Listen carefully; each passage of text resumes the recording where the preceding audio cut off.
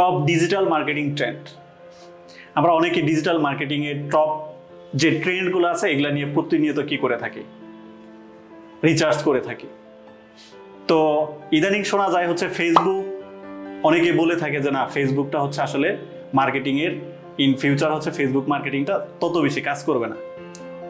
But আমরা যদি 2022 সালের তথ্য মতে বাংলাদেশের সোশ্যাল মিডিয়া ইউজার ছিল সেখানে প্রায় 50 মিলিয়ন, যেখানে বাংলাদেশের জনসংখ্যার প্রায় 29.7%। মজার বিষয় হলো এই 50 মিলিয়ন ইউজারের মধ্যে শুধুমাত্র ফেসবুক ইউজার হচ্ছে 45 মিলিয়ন এবং ডে বাই ডে এটা ইনক্রিজ হচ্ছে। তাহলে ফেসবুক মার্কেটিংটাকে দূরে সরিয়ে দেওয়ার অপশন নেই, কেননা এই ফেসবুকটাকে আরও বেশি বুস্ট আপ করার জন্য এদের অ্যালগোরিদম, এদের মার্কেটিং স্ট্র্যাটেজি, অর্গানিক রিচ এগুলো বাড়ানোর জন্য প্রতিনিয়ত মেটাভার্স কিন্তু কাজ করে যাচ্ছে।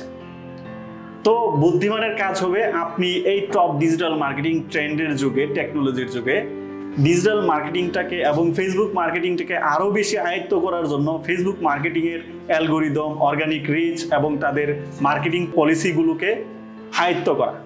ইনশাল্লাহ আপনার ফেসবুক মার্কেটিংয়ের যাত্রা আরও অনেক বেশি সুন্দর হোক, কেননা ইন ফিউচার ফেসবুকের ওপরে মার্কেটিং জগতে আরও বেশি কি আসতেছে, রেগুলেশন আসতেছে এবং প্রত্যেকের মার্কেটিং যাত্রা আরও বেশি বুস্ট আপ করুক এবং সকলেই সঠিক জ্ঞান রেখে এবং স্ট্র্যাটেজি বুঝে মার্কেটিং করি। সেই শুভকামনায় শেষ করছি। আল্লাহ হাফেজ, আসসালামু আলাইকুম।